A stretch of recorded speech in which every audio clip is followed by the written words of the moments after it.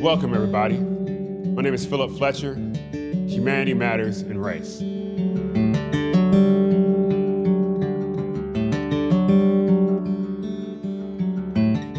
The human race is beautiful.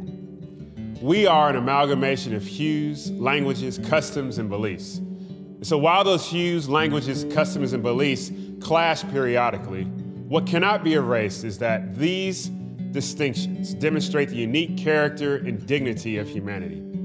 Race in America has become a popular discussion of late.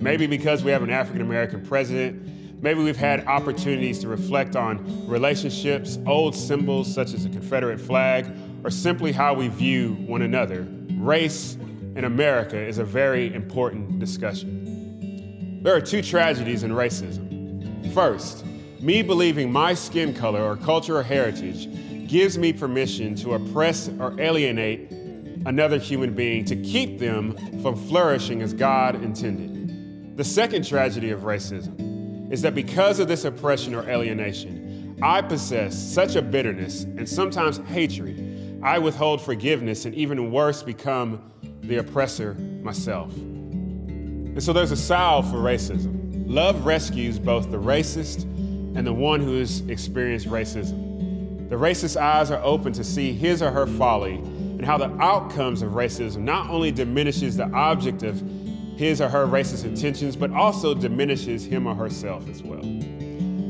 But the alienated is freed when love occurs from his or her bitterness and inability to forgive and the opportunity to discover freedom and a new relationship with his or her enemy.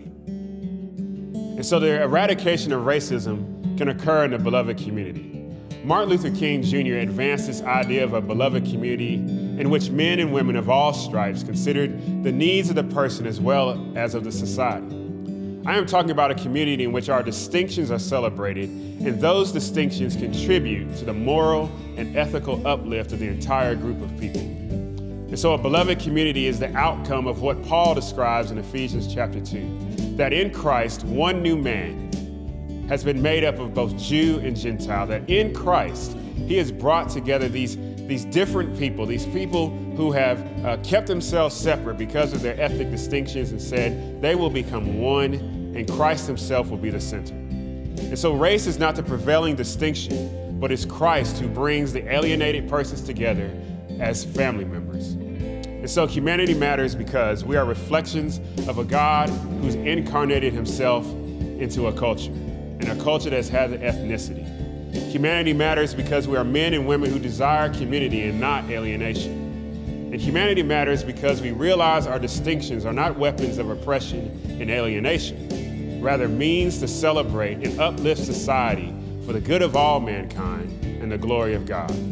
This has been a Humanity Matters moment.